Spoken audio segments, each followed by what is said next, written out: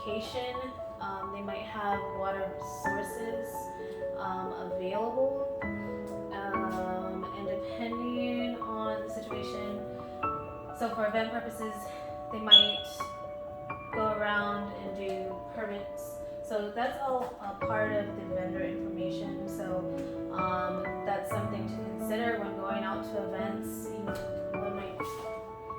might be able to make the beverages there, make it in a gallon, have it for them to self-serve, or we can serve it to them. They can just, an example here. We can have the cups stacked up for them available.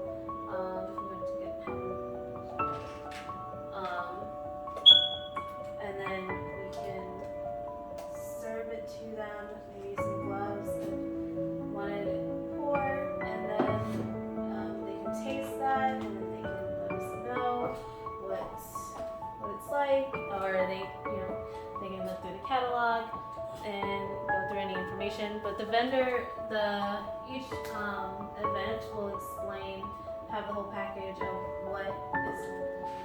what is required, if any beverages or food items are served. So it would just depend on the inspector going around and doing that process, if that's how it's managed. So those are some options as well, and that would also be included in the vendor fee. So any meetings that anyone goes to, that should all be discussed. So that's all part of the event planning process. So this is a little bit behind the scenes prep work. So again, one would have to register for the events, and then get all the preparation that they need and do it that way. Some events, maybe they won't accept any vendors that have food or beverage.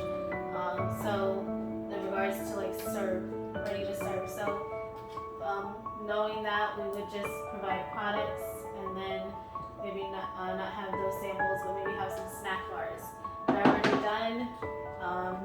Have them for sample, and then they do it that way. Products available, online ordering, or maybe the event has different sections. It's sectioned out where there's food and beverage served in with these vendors or certain sections. Kind of organize it that way. That way, when they go around, they know which ones have food and or beverage. They know which ones would need a permit for the day or for the event's entirety, maybe if it's a few days or a few weeks. So it depends on their practices there. Some of them might have them all spread out, so any kind of inspector, which isn't really, they're just giving them permission to serve the food and beverage for the day, kind of see if they have any water access, anything like that needed, that they have a water source, a hookup to, and then if not, there's a lot of water. But everyone has their different regulations and requirements depending on also location and practices.